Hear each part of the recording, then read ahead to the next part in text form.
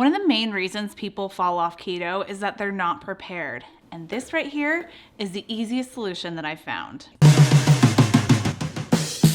My aim for you with every recipe I create, with every video I make, is to come up with easy solutions so that you can stick to your low carb or keto lifestyle without sacrificing on flavor or time. Many of us gravitate towards a low carb lifestyle or keto for various reasons. Whether you're just trying to get healthy or you're looking to lose weight, the quickest way to get there to achieve your goals is to track carbs. And I know it can be a pain in the tush to track carbs because it's just one more thing you have to do. But what's surprising is how quickly they add up if you don't track. So it's super important to track.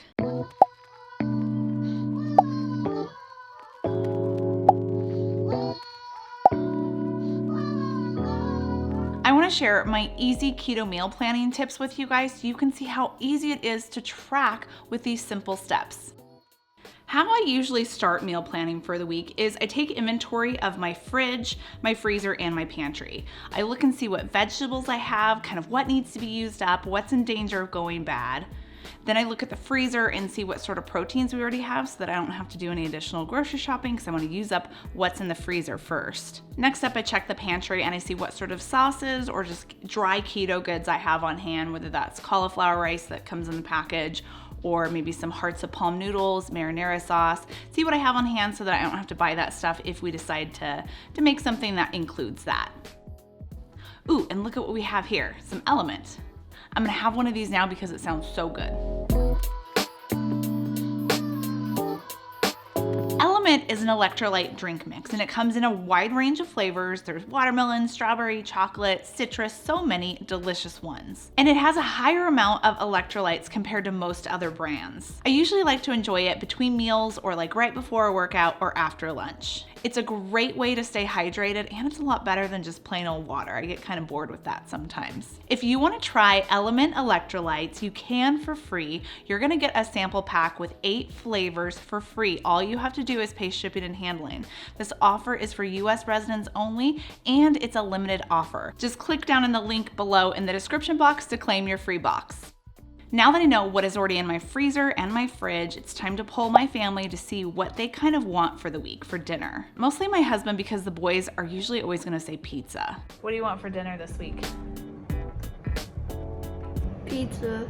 Hey, what do you want for dinner this week? Pizza. Pizza? My husband will usually give me ideas of meals that sound good for him for that week. And I'm usually just looking for 2 or 3 recipes that I can include in there, some of his favorites, just to keep things interesting.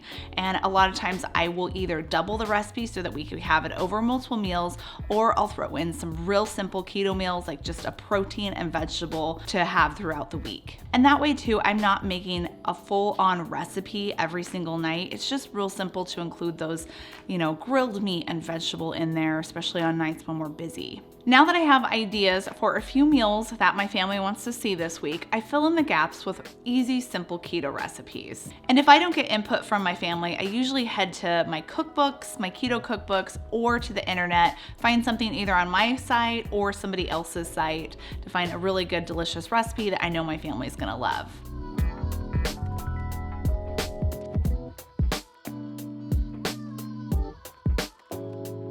Once I have a few of these easy keto dinners that I'm gonna make, it's time to plug in the rest of the week with those real simple ideas with just the protein and the vegetable. I check the calendar and figure out which is the best night to make these recipes depending on our evening schedules.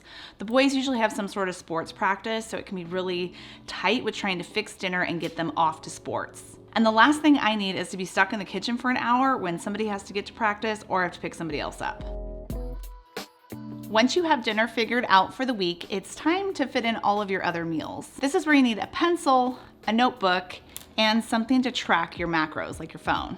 And the app I use on my phone is MyFitnessPal.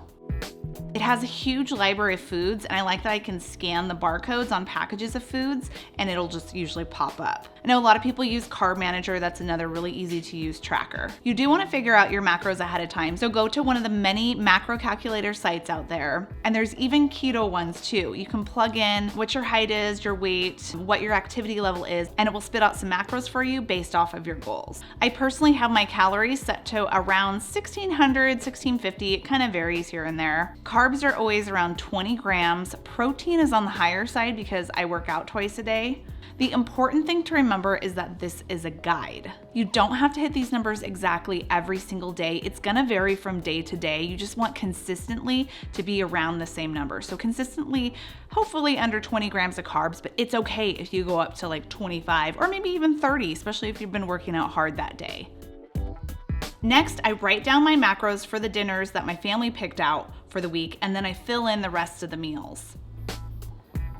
I use a pencil to write these down just in case I have to erase anything, because usually I do. I have to adjust the quantities or maybe not have a certain ingredient in there because I'm gonna go over carbs. And I'll put down what I think a good portion is. So for this keto lasagna recipe that we're gonna have this week, it has 389 calories per serving, 26 grams of fat, 34 protein, and 4 net carbs. MyFitnessPal has a really great quick add option, so I can just plug in all of these numbers without having to add in every single ingredient. And so we'll log that down as our dinner for the day. And then I can just quickly add in a breakfast and lunch to help balance out the rest of my macros for the day. And the easiest way to plan your macros is keep it simple with just protein and vegetable and a healthy fat. So lunch might be grilled chicken thighs and cauliflower rice. So I'd start with maybe 4 ounces of chicken and a half a cup of cauliflower rice.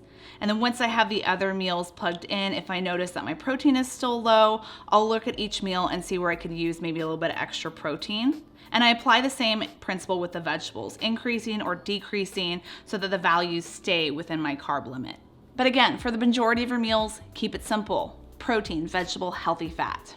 And then you can throw in some of your favorite comfort food recipes like pizza or lasagna. This is the kind of stuff that's gonna help you stay on track because it just keeps your meals interesting. I always start with these fun family favorites and then I work the rest of my macros around those. Before I'm done, I'll look at the calories, fat, and proteins with each meal and make sure they're balanced. If breakfast only adds up to maybe 300 calories, but dinner's 800, then I know that come lunchtime, I'm probably gonna be starving because I only have 300 calories for breakfast. So what I'll do is probably move some of those calories from dinner and move them over to breakfast. I usually like them to be equal, and I found this is key to keeping me from snacking throughout the day. If you don't have breakfast, that's fine. I do because I do hit cardio in the morning, 30 minutes of it, so I usually find that I'm hungrier right after I do something strenuous like hit cardio. To make things really simple, I usually keep the same meals over 2 to 3 days, so I'm eating the same thing over 2 or 3 days. That way I'm not spending a ton of time calculating macros for each day, and it saves me a lot of time because I can prep up my food too.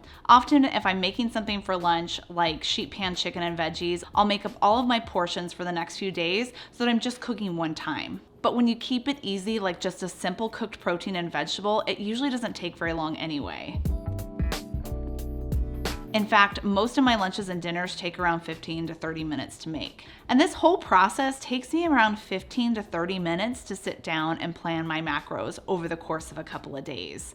Of course, the more you do it, the faster you're gonna get because you get to know about how many ounces a certain vegetable is, how many carbs is in that certain amount of ounce. If you need ideas for keto meals or just help with meal planning, I've created a membership where you can receive a keto menu filled with easy recipes. And this is gonna take the guessing game out of what to make because you don't have to track carbs. I've already done that for you within this membership.